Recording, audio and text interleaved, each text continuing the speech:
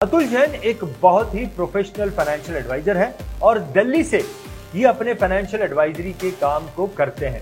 तो चलिए सुनते हैं म्यूचुअल फंड को मात देने वाला अतुल जैन का ये कॉन्सेप्ट। नमस्कार दोस्तों, मेरा नाम अतुल जैन है।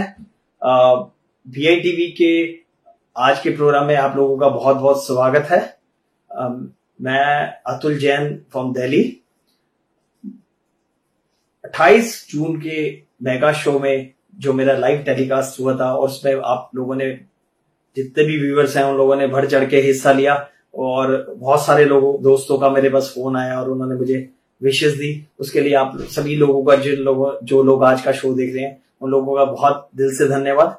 उस दिन जो मेरी डिस्कशन थी वो लाइफ इंश्योरेंस के थ्रू कैसे हम MDRT, COT और TOTs कर सकते हैं, उस पर चर्चा की गई थी। आज मैं आपके साथ एक ऐसा मुद्दा शेयर करने वाला हूं जो लाइफ इंश्योरेंस के एजेंट्स के लिए बहुत इंपॉर्टेंट है। जब भी एक LIC की पॉलिसी के लिए डिस्कशन होता है तो एक बहुत बड़ी ऑब्जेक्शन मार्केट से मिलती है। उस ऑब्जेक्शन का नाम है कि म्यूचुअल फंड। तो मेरे जो भी दोस्त आज इस वीडियो को देख रहे हैं, इसको देख रहे हैं आज, तो उससे उनको बहुत बड़ा हेल्प मिलने वाला है, क्योंकि मैं ये एक ऐसा कॉन्सेप्ट बता रहा हूं जो 2018 में मैंने पहली बार एक किसी पब्लिक प्लेटफॉर्म पे डिस्कस किया था। उसके बाद से ये इस प्रोसेस को बहुत सारे जगह पे यूज किया गया, बहुत सारे हैंडबिल्स बन करके इस प्रोसेस को यूज किया गया।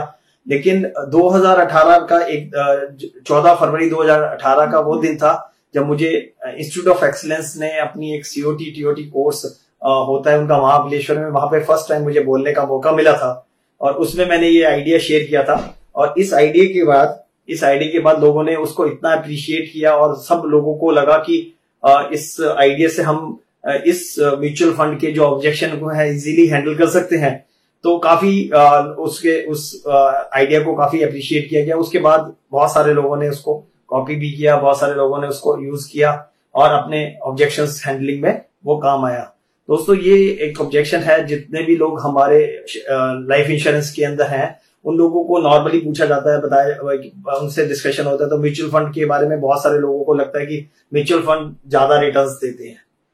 तो मेरा भी क्लाइंट, मेरे साथ भी क्लाइंट यही बोलते थे कि जब म्यूचुअल फंड ज्यादा रिटर्न्स देते हैं, और मैं उनकी इस बात को, पता नहीं, मैं खुद ही कन्विंस हो जाता था या मैं उनको इस बात का जवाब नहीं दे पाता था कि भाई नहीं, ऐसा नहीं है कि म्यूचुअल फंड्स ज्यादा रिटर्न्स देते हैं। आप यदि हमारी LIC की इंश्योरेंस की पॉलिसीज भी एक रिजनेबली अच्छी रिटर्न्स देती है, लेकिन मैं उसको उस तरीके से समझा नहीं पाता था जब तक मुझे ये कंसेप्ट के बारे में, जब मैंने एजुकेशन लेते लेते जब मुझे ये कंसेप्ट के बारे में मेरे दिमाग में आइडिया क्रिएट हुआ कि इस तरीके से हम बात करें तो उसका एक सोल्यूशन अच्छा बड़ा निकल सकता है।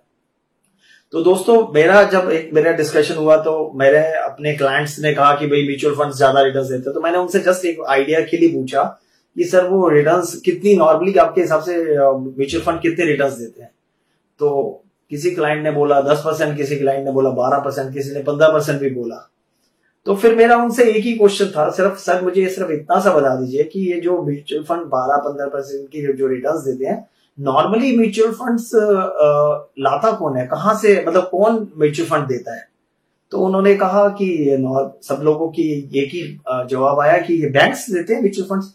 मैंने कहा ये HDFC bank, ICICI bank, SBI bank, axis bank और या कुछ इंश्योरेंस, कुछ म्यूचुअल फंड कंपनी डायरेक्ट है, टेम्पलटन वगैरह जैसे और कुछ। तो उन्होंने कहा यस यही देते हैं। तो मैंने उनसे सिर्फ इतना सा पूछा कि मैंने कहा सर मुझे सिर्फ इतना बता दीजिए कि आप यदि आप हाउसिंग लोन लेते हैं और हाउसिंग लोन लेते हैं तो वो कितने % पे मिलता है? तो उन्होंने कहा भाई ये 2018 की बात बता रहा हूँ, जब उसी टाइम पे ऑब्जेक्शन हैंडलिंग चल रही थी। तो उस टाइम पे किसी ने कहा 8.5% पे, किसी ने कहा 8.25% पे, किसी ने कहा 9% पे हाउसिंग लोन मिल जाता है उस टाइम पे। उस टाइम की बात है। आज तो ये रेट्स 1% के करीब और कम है हमारे पास। यदि हम आज हाउसिंग लोन देखें तो 7.5-8% पे शायद मिल जाता है, यदि आपके सिविल स्कोर सही हो तो मिल जाता है इजीली। फिर मैंने पूछा कि ये हाउसिंग लोन कौन देता है? तो उन्होंने कहा कि ये हाउसिंग लोन भी ये बैंक से देते हैं। तो फिर मैंने उनसे पूछा कि मेरे ख्याल से म्यूचुअल फंड भी यही देते हैं और हाउसिंग लोन भी यही देते हैं। फिर ये रिटर्न नहीं सर, वो लॉन्ग टर्म की बात होती है ना। ये म्यूचुअल फंड में यदि आप लॉन्ग टर्म के अंदर इन्वेस्ट करते हो ना, तो इसलिए आपको पैसे की रिटर्न की थोड़ी ज्यादा 14-15% तक आराम से आ सकती है। फिर मेरा उनसे एक ही क्वेश्चन दोबारा था कि सर ये हाउसिंग लोन जो हम एक प्रॉपर्टी खरीदते हैं उसके लिए हाउस लोन लेते हैं वो नॉर्मली कितने साल के लिए होता है? कह रहे सर 15 साल, कोई कहता है 20 साल, ऐसे बोलते हैं, कोई 25 साल भी बोला। तो मैंने कहा सर ये क्या ये शॉर्ट टर्म होता है क्या? 15 साल, 20 साल, 25 साल ये शॉर्ट टर्म होता है क्या? तो उन्होंने कहा नहीं सर ये लॉन्ग टर्म होता है। मैंने कहा सर यही बैंक जब अपना पैसा 8% पे, 8.5% पे, 9% पे, 7% पे, 7.5% पे लॉन्ग टर्म में दे रहे हैं, और वो भी साथ में एक चीज लगा के दे रहे हैं कि यदि हमारी मार्केट के अंदर, ये फ्लोटिंग रेट है सर, ये फिक्स रेट्स नहीं है, ये फ्लोटिंग रेट्स है। फ्लोटिंग रेट्स में यदि आपके रेट्स मार्केट में, यदि आपका रेपो रेट बढ़ेगी तो बढ़ेंगे रेट, और घटेगी तो घटेंगे, मतलब फ्लोटिंग का मतलब ये होता है। तो मैंने कहा जब ये बैंक्स अपना पैसा आपको इतने परसेंट पे दे रहे हैं तो फिर आप उनसे कैसे हाईएस्ट इससे ज्यादा अमाउंट की उम्मीद कर सकते हैं?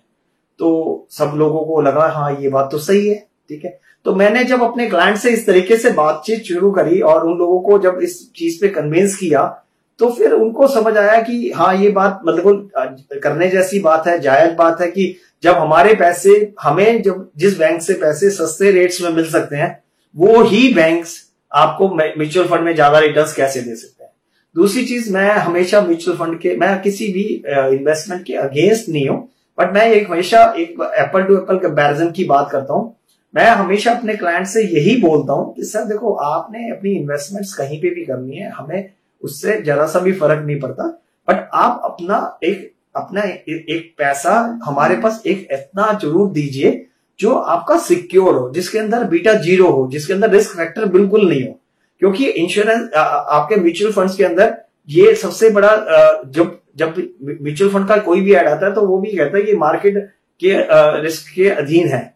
जब वहां पे लिख करके बोल रहे हैं कि ये मार्केट के अधीन है तो फिर आप ऐसा कहा, अपना फ्यूचर जहां पे आपने अपनी रिटायरमेंट सेट करनी है तो क्या आप मार्केट के अधीन अपनी रिटायरमेंट को सेट कर सकते हैं? क्या आपके पास इतना पेशेंस है कि आप मार्केट के क्या 60, आज आप यंग हैं थोड़ा सा, आप फिर भी कुछ चीजें झेल सकते हैं, यदि आपका रिटर्न 2%, 1% कम होता है तब भी झेल लेंगे। लेकिन क्या जब आपका रिटायरमेंट आएगा, जब आपको जिस टाइम पे आपको पैसे की बहुत सख्त जरूरत होगी, उस टाइम पे पता लगे कि मार्केट के रेट्स कम हो गए हैं और मार्केट क्रैश कर गया है, तो क्या आप उस झटके को उस एज के ऊपर ले पाएंगे?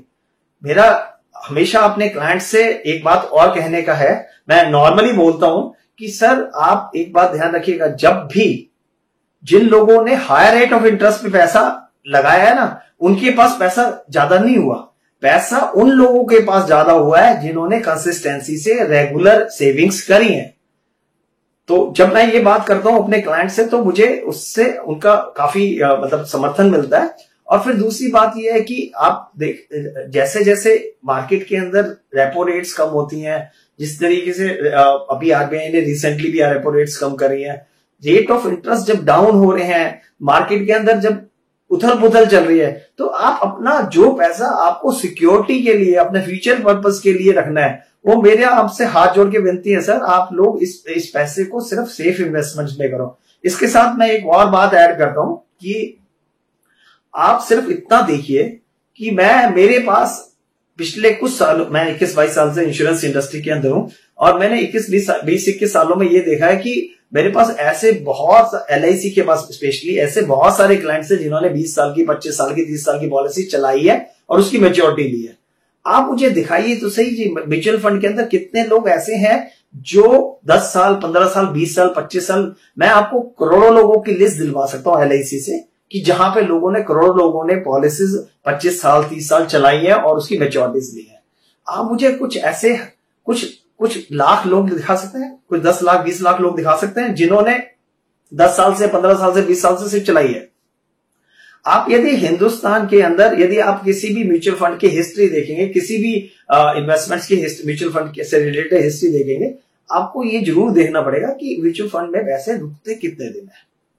सबसे, जब पैसे आपके जा रहे हैं और निकल रहे हैं, जमा कर आपने 6 महीने, 8 महीने, साल जमा किए और पता लगा कि मार्केट थोड़ी सी क्रैश कर गई और पैसे आपके थोड़े से कम हो गए, आप विड्रॉ कर लेते हो। कंसिस्टेंसी, आप पैसा रुकता कहां पे है? अब इंश्योरेंस पॉलिसीज में आपने एक 20 साल की या 25 साल की पॉलिसी ले ली, आप उससे किसी भी एडवाइजर से, हमारे पास मैं 25 सालों से 22 सालों से काम कर रहा हूं, मुझे तो किसी लोगों ने नहीं पूछा कि सर हमने अपने एक हमारी LIC बनाई थी, उसकी वैल्यू क्या चल रही है आज के दिन, कोई नहीं पूछता। इंश्योरेंस पॉलिसी की वैल्यू कोई नहीं पूछता। लेकिन म्यूचुअल फंड में आपका हर दूसरे तीसरे महीने स्टेटमेंट आती है, उसमें आपको पता लग जाता है आपने 10 लाख रुपए इकट्ठे हो गए, आपके 5 लाख रुपए इकट्ठे हो गए।